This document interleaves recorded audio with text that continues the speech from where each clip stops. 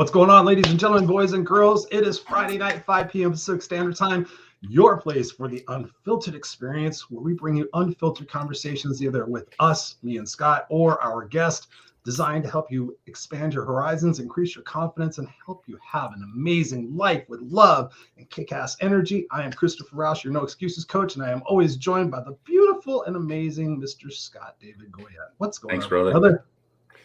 Interesting week, man. But again, everything happened really fast, and here we are on Friday. It just keeps coming quicker and quicker and quicker and quicker every week. Dude, it's nuts. It's fucking nuts. It's literally nuts. When I woke up this morning, no shit, I was telling you this earlier. You guys know we're always transparent with you guys. And literally, I woke up this morning. I'm like, is today Friday? Because my son's had these things like it's like I don't know, something week at school. So every day he has to dress in a certain way. And I went, was today Friday? I'm like, fuck, I haven't even done the promo for the show yet. Normally I do those on Tuesdays. And I was just like, God damn, it goes by quick. But, you know, at the same time, we're back here live. Absolutely. Here we are. To go love now. We have to go love now. What's up, ladies and gentlemen, boys and girls, whether you're watching us live or on replay, thank you for always joining us. We appreciate you so much, whether you're watching here on the video cast or listening on the podcast, wherever podcasts are sold. I had somebody actually ask me the other day, I said, you can check out our shows. And I said, wherever podcasts are sold. And he wrote back to me, and he's like, what do you mean by podcast sold? And then he goes, I don't pay for my podcast. I was like, you're fucking literally taking me literal now. No, I said, know, wherever you can get podcasts, you know, it's like wherever, you know, dogs are sold or whatever it is, might be like that. What's up, Lee in the house? Lee's in the house. What's up, brother Lee? I was actually going to reach out to you earlier and see how you were doing this week, but I just got fucking crazy. We got Robert in the house. This is greetings, Christopher and Scott. Greetings, Mr. Robert. Appreciate you being here, brother. I appreciate you all being here, whether you're live or on the replay. But yeah, it was kind of a funny thing. And I thought you were going to notice something different about me. Isn't there anything different about me? You don't have the baseball hat on? I can't even see, dude. I got to put my glasses back on. Sorry. It's pretty obvious. It's something that's changed that ever since you've known me. Your beard looks extremely clean. Like it's very trimmed nicely. Yeah, thank you. No, it's not it. Dude, I'm having a rough day, man. I'm not sure. Okay, I'm going to give you a hint. Yes, Lee said. I'm looking at. Lee guessed it. I'm actually wearing I usually wear black shirts, like a black shirt or a white shirt for all of our broadcasts. Even my Raw and Unscripted show, I always wear a black shirt or a gray shirt or a white shirt. I just go in. I have them in my closet. I have a bunch of them. I'm one of those guys that has like 5 of everything. And we wore red today for our Christmas pictures. I literally just got back. I had like 15 minutes before we got on here, and so we were all wearing red. So I was wearing, and I'm actually wearing pants. This is another fucking thing. And by the way, ladies and gentlemen, I'm always wearing pants. I'm wearing long pants today because I keep telling people, I'm wearing pants today. They're like, oh, that's good, Christopher. Did you get dressed by yourself today? I'm like, yes, I fucking did. So I'm actually sitting here in Levi's and tennis shoes and a shirt with a collar on it. Look out. It's Friday night. Mary Kay is in the house. What's up, Mary Kay? She goes, hello, you amazing humans. Thank you, Miss Mary Kay, for being here. You are amazing too. Just shut the fuck up. And of course, I got that backwards. Yeah. So I'm wearing a flannel. I'm actually wearing a shirt with sleeves. Well, I always wear a shirt for sleeves with this one. But anyways, so we didn't come here to talk about my wardrobe, did we? I think we did. I think so. Cheers. All I got is my hydration drink. So your hydration drink. Well, ladies and gentlemen, boys and girls, as always, we just want to give you guys an opportunity to help us out. We know you get value out of each and every show that we do here. We're actually on show number 90. Holy shit, Scott, we're on 99. I like it. That's why I timed it next week for Thanksgiving to do our 100th show about Thanksgiving. This, guys, ladies and gentlemen, we've been doing the Unfiltered experience now for 99 episodes. We did the Friday Night Live show. If you've been following us for that long, we did Friday Night Live for, 6-8 months. And then we sat there and said, well, okay, we did Friday Night Live starting in COVID just as a way for us to bring you entertainment, bring you some education, keep everybody, their spirits lifted during this time. But yeah, we're on show number 99, man. Can you believe that? That's a lot. That's amazing. Thank you for joining me on this. I mean, thank you for reaching out to me, and thank you for being a partner in this. We've had some amazing, incredible conversations. We've had, we've had all sorts of people. But anyways, I was going to go on another note.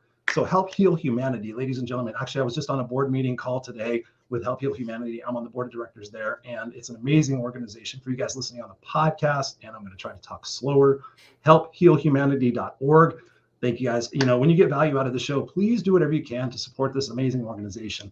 The CEO, nobody takes any pay for anything. We actually take all the donations, we put them towards those initiatives to make sure that they have impact in the areas that we're fighting for.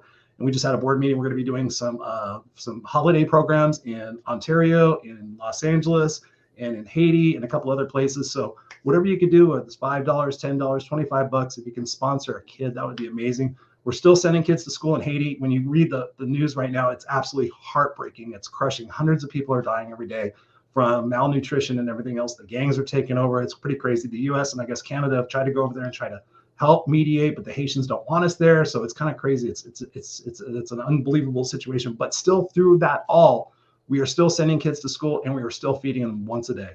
So whatever you guys can do to help support that, we would appreciate it. Serena's an amazing individual. She's been on this show. She's been on my Raw and Unscripted show. Little Scott and I are friends with her, and she's an amazing individual. So please, please, please do what you can. We appreciate you guys. And that was our commercial. That's the one and only commercial that we will have for you tonight. And we got Joe in the house. What's up, Joe? Thank you. He says, hi, everyone. Thank you for being here. Well, Robert just switched over. Robert went from YouTube to now on Facebook. He says, greetings, Christopher and Scott, Lee, and Mary Kay. Appreciate you guys for being here. So tonight we're going to be talking about, I titled this show tonight, Balancing Life's Roles. Scott and I were talking about earlier today, the fact that we're always juggling multiple hats. We're being dad, we're being worker, we're being husband, we're being father, we're being friend, we're being worker, we're being customer, we're being all different things. We have all these different roles to live. And sometimes people sit there and say that we should be balancing our life. You know, you should have a balanced life. You should have a balanced diet. You should have all balanced this. So tonight we want to talk to you about balancing our roles, and also talking about the aspect in that balancing of being student versus teacher, because sometimes we're showing up in the world and we want to always be the teacher, but there are some aspects of life where we have to show up as the student. So there you have it. I broke it down. I need to take a breath. I've been running. So what are you thinking about that, Scott? How do we balance life? And that's my, actually, let me back that up for a second, because I do have a question. When I was sitting there thinking about this tonight, driving back from getting our pictures taken, I was like, a balanced life. Okay, so that can, in generalities, that means, okay, spend 2 hours at work and spend 2 hours on your family, and spend 2 hours on diet, and spend 2 hours on exercise, and 2 hours on, if you want to sit there and think about a balanced life, that's idiotic. We think about a balanced life like, devote this and that, and then have these balances. But I think in some situations that you can go hard for 2 or 3 years in one particular area, take a break and go soft in it for 2 or 3 years. And to me, that's still balance. So what are your thoughts on what is really truly balance? Yeah, and I think the number one thing you have to do first and foremost is be the observer. And we've talked about that a lot, because if I detach from that, which I think is my identity, so I'm a professor, I'm a dad, I'm a husband. When I start thinking of those things, if I want to do 2 hours, 2 hours, 2 hours, 2 hours, I'm always going to come back as a failure, because it's never going to work that way. But if I allow it to organically occur by observing where am I needed most in this moment, then that's actually, it's going to occur. So to your point, there might be a week where you're doing everything for your kid because they get baseball games all week. There might be a week in the summer you spend more time with Barb. There might be, as a professor, we've got all the tests at the end of the semester, so I'm spending more time grading and doing that. And that's just part of the game. So the balance, I don't want to say has to be dictated by the world, but we have to observe it and make sure we manage it. But it doesn't need to be in equal increments. It's funny because I told you this, but I just got a Teacher of the Year award. It's a Teacher's Excellence Award for a national organization that, takes care of community colleges and says, these are the best teachers. So it's funny because I was sitting there, I was thinking, some of the times that I've been, in my opinion, the best teacher, nobody sees it. It's weird. Yeah. Mm. And this semester, it's almost kind of like you stop trying and then all of a sudden the world shows up. I've been so interactive, and I'm always massively interactive with my students anyway, but I've been great. So You're much so. Thank you. I appreciate that. But I've been so much so that I almost feel like we're just sitting around and conversing and elevating one another. And I feel like part of being the great teacher this year that got me that award, because they're the ones who are voting. So they're sending out stuff saying this guy needs to get it, which I think is pretty cool, because I've changed my teaching style so much that I'm literally just sitting with them, and I'm oftentimes the learner. And I'll ask them the question. I'll be like, I like that. Tell me more. And I'm so into them that I feel like there's a deep connection, and that ends up making sure that you're the best teacher, because the learning cycle is never inhibited. It's always flowing. They're sharing something, I'm sharing something, and there's just a beautiful organic flow where a lot of times teaching is learn this and come back to me, learn this and come back to me. It's very one-dimensional. And think of energy. Energy with a block stops. There's a blockage. And so the energy of the teaching process is being rewarded because there's a constant flow. So I think it's the same exact thing. And the students love you, by the way, too. When you came for your guest lecture the other day, I forgot to tell you, there was some really nice comments. They were like, I love Chris's struggle and how he overcame it. And they said they could really relate to it. So we had a few students that loved it. So thank you for that. Thank you. For those of you guys who don't know, Scott invites me every once in a while to come speak to his class and kind of share my story and share a perspective of how we can be our own best advocate for our change. And so I had an opportunity to go speak to 2 classes. And I mean, I always look at it this way, Scott. If there's one person that gets something out of that and goes, if I plant a couple of seeds, but one person's like, wow, I really needed to hear this right now. That's one of the best feelings. Somebody had a Facebook post earlier and says, what makes you the happiest? And I said, seeing my son laugh and watching people's faces when I say something in such a way they go, oh shit, wow, now I get it. They've tied all the pieces together, all the seeds that have been planted in their life. We tie them together, and I'm like, that's the best feeling in me for the world. And when I think about what you were talking about before, you know, with balance and everything, isn't it really about expectation? Like, what is our expectation for our particular performance and maybe our involvement in acknowledging the fact that we do need to be both student and teacher in many respects? Yeah. And I think a lot of times too, again, like, you know, we fall into one of those roles. I mean, we could do this with masculine, feminine dynamics. We could do this with, you know, student teacher. But I see so many of us we get sucked into one role because of society. So take masculine and feminine. The single mom, you see a lot of, you know, women nowadays who are hyper masculine. In other words, they're doers, they're drivers, they're losing that femininity, and not femininity in looks or whatever, it's just in behavior. My wife. But you see that start to happen. And when that happens, they start to take on a new identity that's not even an organic identity. And then there's always resentment and resistance. And I think the same thing happens when we always want to be the teacher. It's always becomes about being right. And so we see a lot of people in society where they want to be right so much. I would rather, if I'm going to drop one of the titles, student or teacher, I would drop teacher in a second, because teacher, I'm only sharing information. Student, I'm growth every day. I'm growing and growing and growing. So if anybody here, and this would be my 2 cents opinion, but if anybody here is leaning hardcore teacher, take a minute and just walk through the day and ask yourself what it would look like as a student. Anybody who is in a hyper masculine role of like, I got to get this done and this done, step back and just be the observer and the creator and see how that feels. Because we've got to, at some point, be the observer and allow ourselves or enable ourselves or empower ourselves to balance, because too many of us are holding on to one role, and it's creating division, it's creating frustration, it's creating aggravation, and we can do better. So what do you think? No, I think what you're talking about leads me to think about identity. Like, we all think that we have a certain identity, a certain role to fill. And I know for me that when I was in corporate, and I left corporate November 7th, 2019. So it's actually just 3 years. And when I left that, it was pretty surprising for me to think that how much of my idea and my identity was really wrapped up into who I was at the job. You know, I was this person, I was a friend, I was a coworker, I was a leader, I was a confidant, I was all these different things. And then overnight, I was no longer needed. And it was like, wow, was I really all that? I mean, I went into deep, dark places. I was like, damn, you know, I thought I was all that. My department won the department of the year many times over on the whole entire company customer service survey. But I really went like, okay, what is this supposed to mean? How can I take this? In one situation, we talk about it all the time here on the show, is that victim or victor mindset. It's like, okay, in my identity, if I'm going to take that victim mindset, what trail is that going to lead me down, versus taking that victor mindset and say, okay, this is fucked up situation, right? And this is stuff that I don't want to see happen or need to feel right now. But I know that if it's happening for the greater good, for my future advancement and the future opportunities, and I need to learn these particular lessons, then it becomes the victor mindset.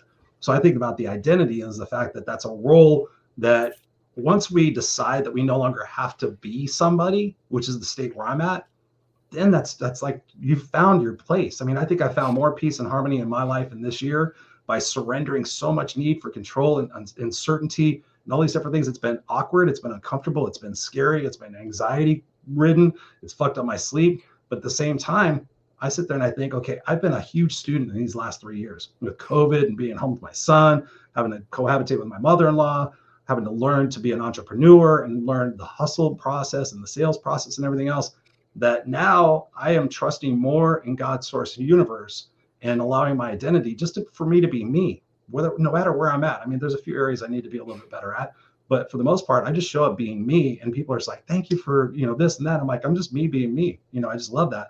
So that's what we want to see for you guys out there in video land and audio land, is the fact where you can get to that point where you can shift your perspective and see, okay, what role am I playing? And to always be looking at things as like, what am I supposed to be learning from this, as opposed to what am I supposed to be controlling or manipulating on this situation? Don't you think manipulation comes into play when you're thinking about being a teacher? Because some teachers are manipulative versus being constructive. Yeah, and so let's go back to the model that I always share in my coaching, because I think it ties in pretty well here. So we've got victim, sophomore, savior, and player. And so the victim is the classic victim. It's the poor me, the person who says, I can't, you don't understand, my situation's different than yours, I'll never be anything. You're right. The person who says, I can, I will, you're also right. So the victim gets stuck in that space. The sophomore is that person who thinks they've graduated. So it's the wise fool by definition. They get to that space where they think they've graduated, and they look back at the victim and say, at least I'm not you. Look at me. I've made it. I've started to realize I can manifest my own world, and they think they're kind of the shit.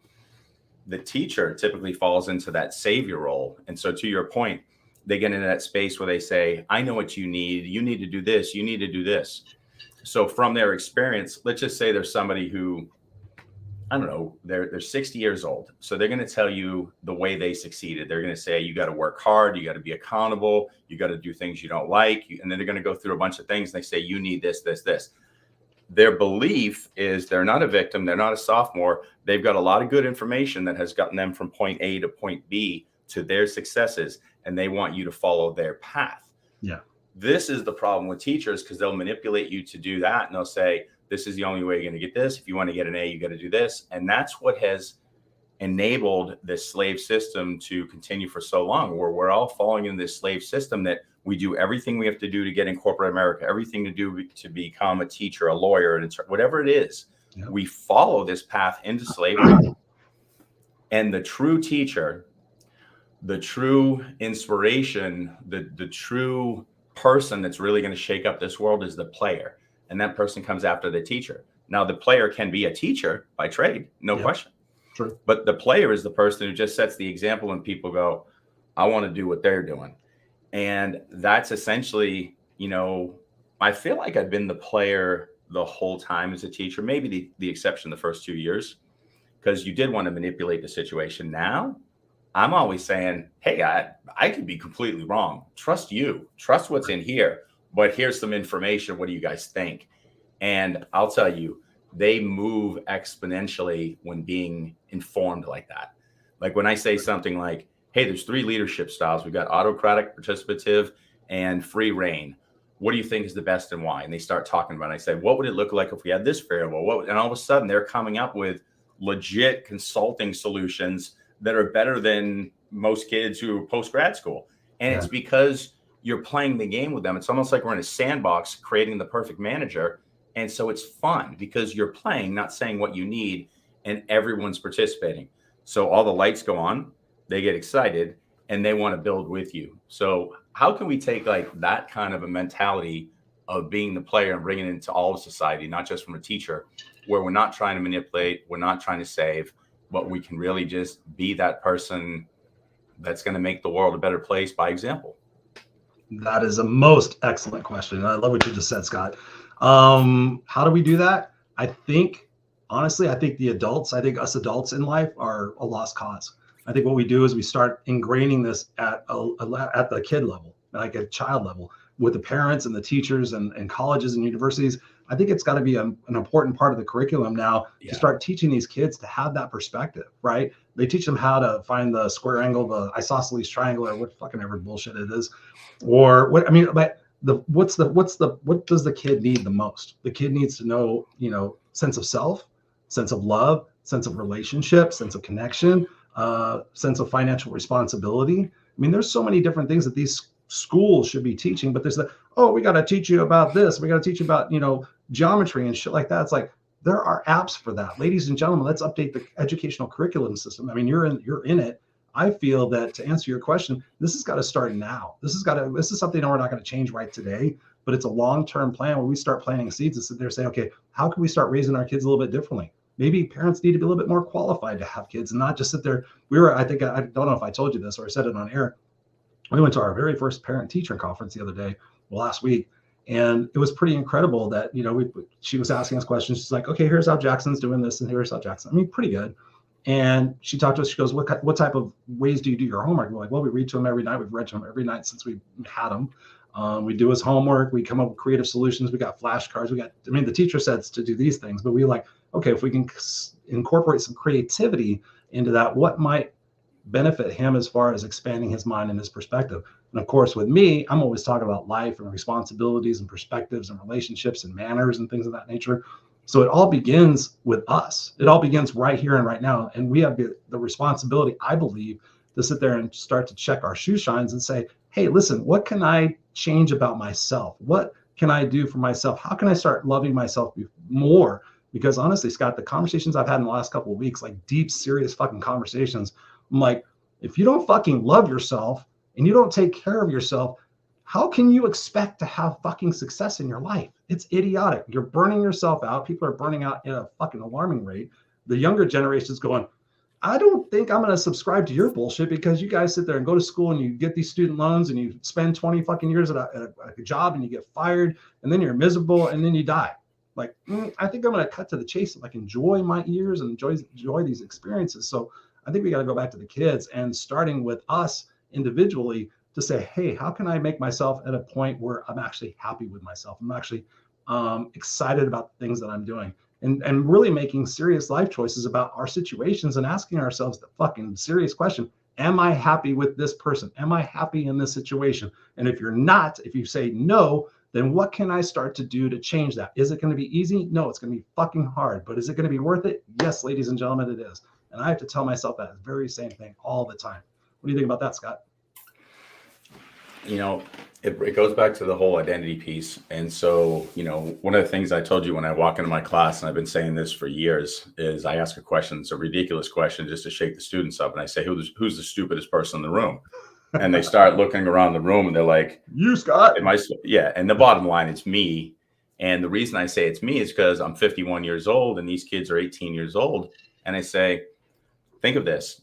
If we're in a space that has created this mess in this world, then everything that I have learned to date, there's a lot of stuff I've learned and a lot of stuff that's been built into my identity that clearly needs to be peeled back. And I don't need this. This is not part of who I should be. Right. So they have less stuff to peel back. So by default, if we want to talk about wisdom or intelligence based on how much stuff I need to unlearn, they're smarter because of that. Yeah. So when I start talking to them, one of the things that seems to, resonate really quick is there is a willingness for them to make the shifts, because it's not as scary. The cards aren't going to come tumbling down. So when I talk to them for 4 months, they're like, I'm willing to throw away that belief system. I'm willing to move that. I'm willing to shift this because I want that more than worrying about this being me. Dude, somebody sitting here, down the street from me, and they're a, vice president of a company, and they're 50 years old and they got all their stuff. How can they just quit? They've got another 15 years to go to work. They think if they quit one thing, it's just going to come tumbling down. So they would rather just be like, stop talking to me, just don't do this to me. Yeah. And that's what's happening. Look around this world right now. You're seeing CEOs going, these people suck. They don't want to come back to work. They're lazy. Yep. What they're really saying is this: my identity and my successes have been built on bringing people together and creating amazing teams to make this Fortune 5 company the way it is. And they're right. They're totally right. They have built that. It's very scary to say there's a completely new way to do things that's happening before our very eyes. Things are changing. Can you lead this? Because this person goes, even though we think they're brilliant, I have led something successfully this way. I don't know I'm ready to do that. Some are doing it. Mm-hmm. Many or most are not. The same thing is happening across the board, while the kid is saying, I'll no longer tolerate that. So here's the question back to you. We're looking at this, like peeling back the onion and shifting the identity. Yeah. How do we get this conversation going between this adult saying the whole planet is lazy, and this kid saying, I'm only going to do something with purpose, and meeting in the middle. Because that's the conversation I've been trying to get people to get involved in, whether it's me being a conduit or just introducing the discussion. What do we do with that? Because I think everybody in this planet needs to hear that right now. No, I wanted to find out who had the answer to that one. I was looking over at my cats; they're sleeping. You know what? That's a crazy question, Scott. I mean, honestly, right now, I've always had, me for a while now. I always had these grandiose visions of being able to bring both sides of whatever faction it is, whether it's vaxxers, anti-vaxxers, Republicans, Democrats, religious versus non-religious versus atheists. I've always been that person like, hey, come here. I got something to tell you. I want to tell you something. I want to tell you something. You fucking talk. I've always been that type of person, whether it's been at work or anything else. I have pulled tricks like that to get people to talk that haven't talked before, but I don't know anymore. I think the country and the world right now is I think we're in such a different point in time that if this conversation happened 5 or 6 years ago, I think it would be totally different. But now my faith in humanity and faith in people's ability right now with their mental overload, their stress burnout, they're coping with the increased expenses and everything else. I think people are just trying to hold it together, hoping, wishing, and praying that, God, will this fucking end someday? And some people are taking drastic measures, whether they're causing violence or they're the victims of violence. I mean, we see it every single day. We become conditioned to it, to seeing it in the news, like, oh, there was 7 other people killed. Oh, there was 12 people that were ran over. Oh, okay. And then we go on the movies. Don't even get me started on the movies. We were looking through Netflix the other day. I'm like, do fucking movie makers know how to make a comedy anymore? Like, it was all just doom and gloom and the world's going to come to an end. And here's a prediction of the future. It was all just fucking morbid. I'm like, okay, we got to start shifting this cycle. We got to start figuring out how we can go back to family first, how we can go back to taking care of ourselves first, how we can start putting these fucking things down. Jesus Christ, I'm starting to want to slap people with these things in their fucking hands. I'm like, your life does not depend on this thing, So I think it's going to take a huge wake-up call. I think we're in the probably the process, the front end process of what that is going to look like, depending on how things go in 2024 here in the country. So the long-winded answer to your question is it's got to start with the people who are watching this right now and saying, hey, if I'm unhappy with something, if I'm not, really congruent with my values and my morals and the things that I think are the most important factors of why I'm here, my part of my legacy, then I need to start doing something with myself. And as I start to do something with myself, somebody's going to notice and go, hey, Kim, you look a little bit happier. Hey, Roger, you look a little bit happy. What are you doing? Oh, I'm starting to take care of myself. I put down the phone. I don't watch the news. I don't follow politics anymore. God, I feel better. My blood pressure's down. Oh, and I think that's how we do it, Scott. I think we just got to start taking personal fucking responsibility. We got to start calling our friends on their bullshit and saying, hey, why don't you put that fucking thing down? I'm your friend. Put it down. Let's go for a walk. Let's go do something else. And I think we got to get tough with each other. We got to get tough with ourselves. Otherwise, I believe that the world's going to shake us up, and it's already starting that process with the pandemic and everything else that's going on. The world, Mother Nature, God, Source, Universe is shaking the fucking globe saying, hey, if you guys don't get your shit together pretty soon, I'm done with y'all. I'm going to start over again, just like when the fucking, Big Bang Theory or whatever it was. Yeah, no, I hear that. And I do think that starting with yourself is clearly the paramount decision we have to make everything has to start with you. And when you hear yourself, the rest of the world starts to change. When I listen to people who have never done the inner work say we're doomed, gloom, blah, blah, blah. Well, of course you're going to say that because you've never seen the response to looking within. Anybody who's done some amount of the inner work has watched the massive change in themselves and then seen what happens around them. And they're like, wow, this is magic. So the first and foremost answer, what's up, Patricia? How are you? It's good to see you. Thanks for introducing me to Jane again. We're going to have her on the show. The second part of that answer is one of the things that we've got to look at is first and foremost, we take care of ourselves and we do the inner work. That's going to create an instant magic around us, and it's going to permeate more than we believe. Yeah. The second thing is I'm looking at 2 parts of existence. I'm looking at the polarities. There's always 2 sides to everything.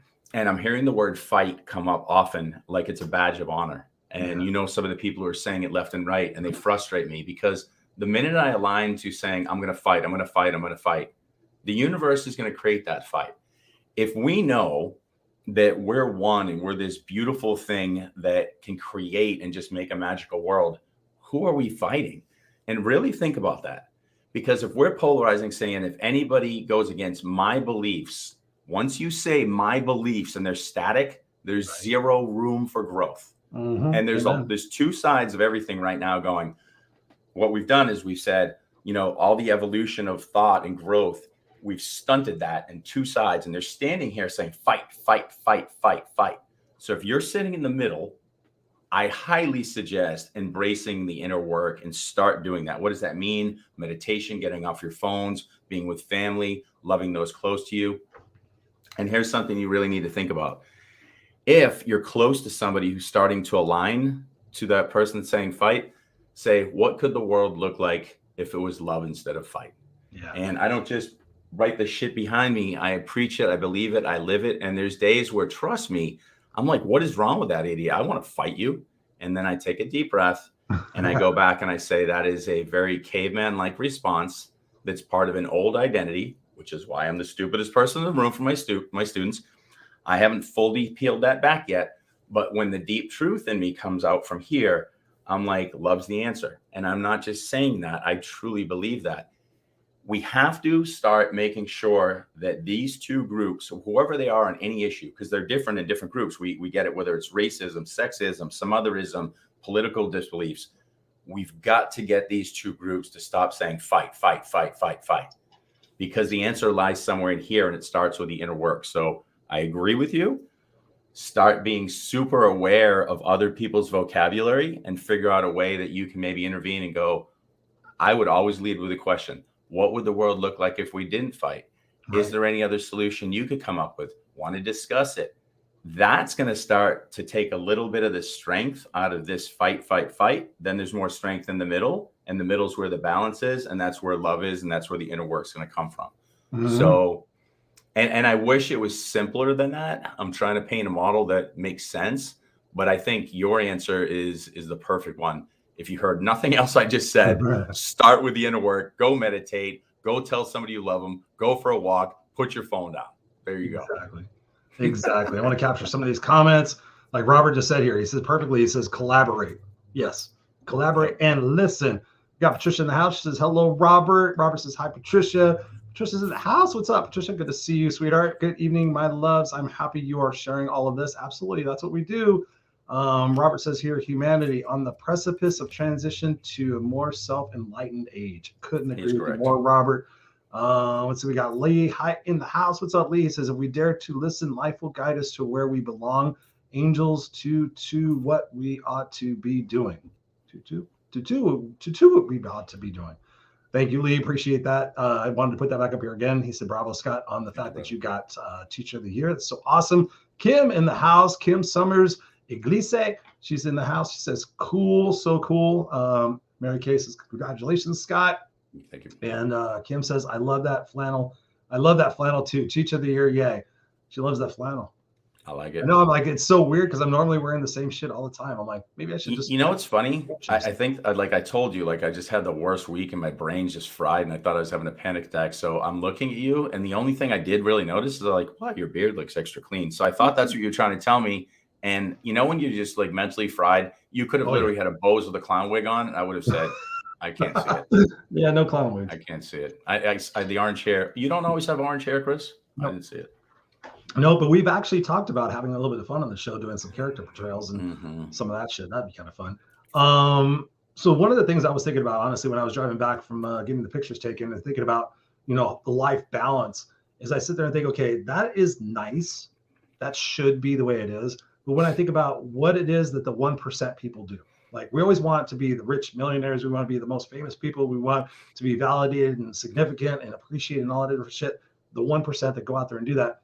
Do the 1% people have a balanced life, do you think? The 1% as far as the one that we speak about, the 1% that have all the money and everything else? Yeah. Mm-hmm. So here's the thing. And then this is the easiest way to look at this. If I create my wealth and all my human success, my worldly validation from here, then I might have a balanced life because I'm deciding what the variables to balance are. Yeah. Now, if I create it from here, even if I have a life that's a little out of balance, the balance is always going to come back to center because I'm doing it from the right place. So watch what I mean. If I build a life that says I've got a job that's going to make me a ton of money, I built this business, I invest in stocks, I bought boats, I bought planes, I got the girls, I can balance all of that. And you can watch it and go 2 hours, 2 hours, 2 hours. Guy's a genius. I'm still going to be on my deathbed saying, that sucked. I feel empty and hollow. It was fun while it lasted, but it's like doing a pile of drugs and then you wake up the next day and go, huh, I feel like shit. It's the same thing. Now, if I build from here, the assistance in the balance is going to come from source. So let's say, for example, I built this business, which I did, based for the right reasons. It's purpose-driven. I'm excited to be in service to others. So there might be a time where I put too much effort in here and I'm mentally exhausted and I almost have a panic attack. Then there's time I spend more time with my daughter. Then this time I spend more time with my wife. The universe is going to put me in check and make sure that I'm doing the right thing to stay sane.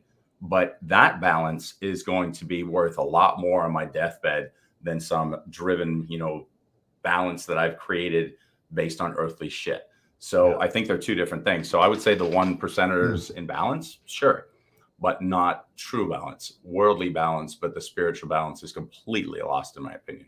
Mm-hmm. Yeah. When I think about balance and I think about that question, I was at a point in my life, and I've shared this on the show kind of before, but when my mom was like going through all her different hospitalizations for the last couple of years, I was literally driving 200 miles every single day from my house to my job, to my mom, to her hospital, to the house, to my mom. And I did that over and over and over again. I was doing 4 hours sleep. I was using my Ritalin. I was drinking. I was doing everything I could just band-aid myself to get through that process. And I thought I was invincible. I was like, yes, I can do it. I can keep doing it. Everybody's like, Chris, you need to rest. Chris, take a day off. I'm like, no, I got it. I'm the tough one. I'm the unstoppable one. Boom. I woke up one day and I was like, fuck, I can't move. Like I was literally in that space. I couldn't even figure shit out. And all of a sudden I went to the doctor because I'm always keen on how my blood test done. And I said, can you run some blood tests and let's see what's going on here? And they came back and said, your adrenals are shot. Your adrenals are fucking shot. I was using Ritalin, Adderall. I was doing anything I could, workout pills, whatever I could do to stay awake and to keep going because I thought it was a badge of honor. Like, yes, no, I don't need anybody's help. I got this. I'm going to take care of my mom, take care of her animals. I'm going to still take care of my family. I'm going to still take care of my business. I got this. Look, this is what you do when you have your shit together. This is what you do. Boom, crash. And I told the doctor, I said, okay, what do we do to fix this? He goes, you can't. You have to rest. And that was God's source universe saying, hey, motherfucker, you're burning the candle at one end. You need to have a little bit more balance. You can't take all this on yourself. You have to ask for help. And so I finally got to a point where I asked my wife, I'm like, hey, can you do me a favor and go help my mom? Can you go over there when she's having this procedure? And she started taking some of the responsibility and I was able to start getting a little bit of rest. I started asking my work. I'm like, hey, can I, come in half days, these couple of days, just so I can get a little bit extra sleep. And so I started rebuilding myself because my shit was out of balance. I was all go, go, go, ego. I could do all these things. I could be there for my mom. I could be, boom. And then I thought I was invincible again, crashed again. I have never recovered from that. And that was 2012, 2011, 2010. I have never regained my entire, sense of energy and everything else. I crashed. So, I mean, we have to take that shit seriously. Otherwise, we're going to wind up in this state. And I think that's the reason why we're having the show is for people to become aware. You guys got to become aware. Like, where is my balance in my life? What are the 5 priorities of my life? Is it religion? Is it finance? Is it family? Is it relationships? Is it fitness? Is it spirituality? Whatever it might be for you guys, you got to ask yourself that question and sit there and say, okay, excuse me, I've been talking all day. What can I do to start to gain some balance in my life? How can I start spending a little bit more time with my family? Because at the end of the day, guys, I've interviewed hundreds of, if not thousands of people probably thousands of people over the time of my life. And all of them sit there and say, when they look back on their lives, I wish I would have spent more time with myself. I wish I would have gone after the things I really wanted to do.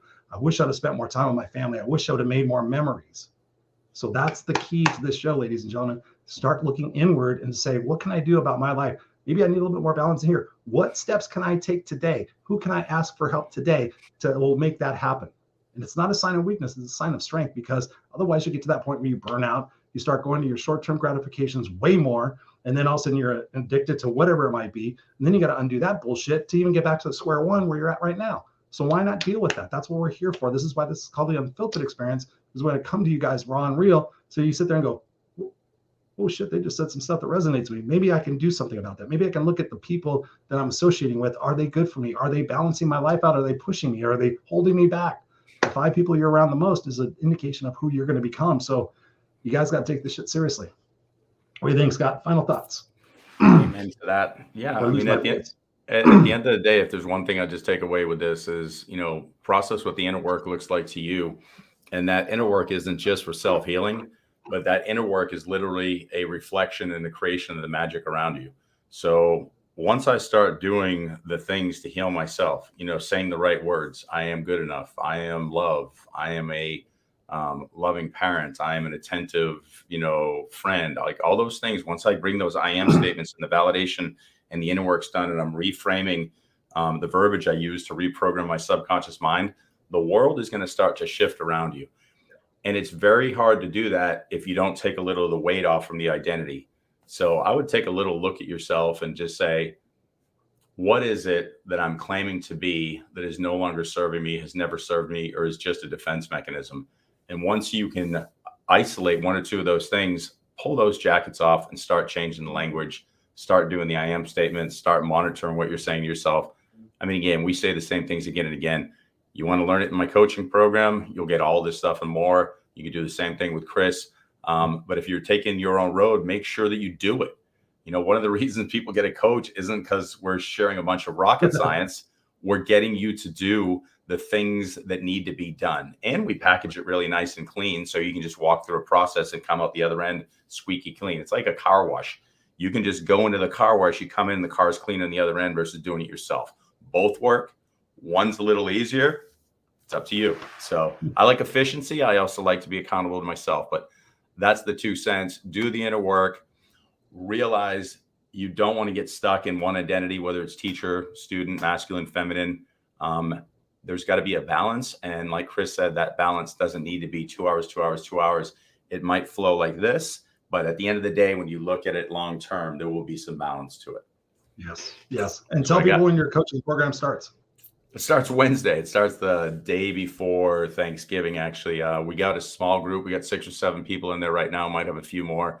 Nice. It's going to be super cool because it's going over the holidays. And I will say this, the holidays are a cool time to do it because everybody walks into them going, this is going to be the best year ever. And then family comes into town and all these things. So some guaranteed healing if you're interested.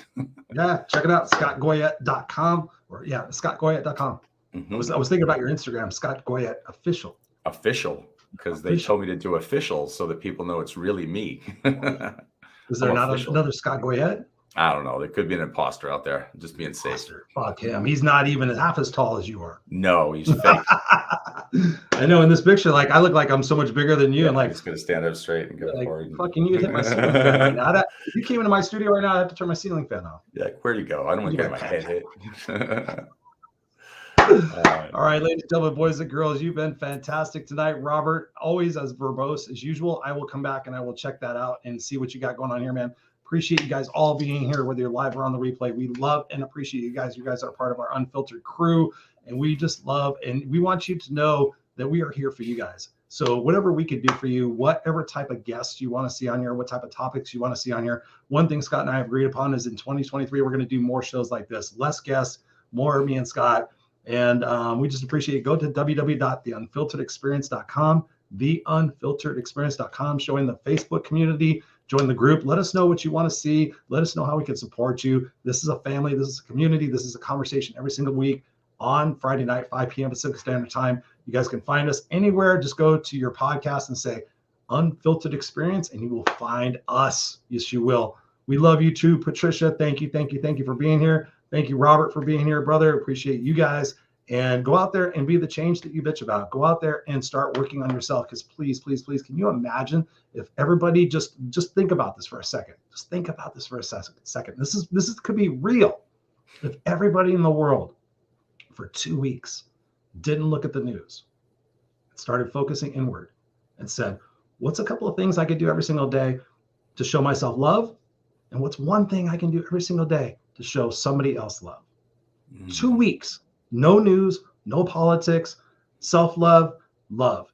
How much would that become addictive? How much would that spread? How much would that change the entire trajectory of this world? Ladies and gentlemen, yes, we can. Yes, we can. I believe it with all my heart. I know that's why I'm on this fucking earth, is to make this change. So go out there and be the change that I pray about. We love you guys. We'll see you here next Friday, right after Thanksgiving. We love you guys. Have a Merry Thanksgiving and a Happy New Year. I'm just kidding. Have a happy Thanksgiving. Love you guys. We'll see you here next time on the Unfiltered Experience. Love you guys. Bye-bye. Peace. See you guys.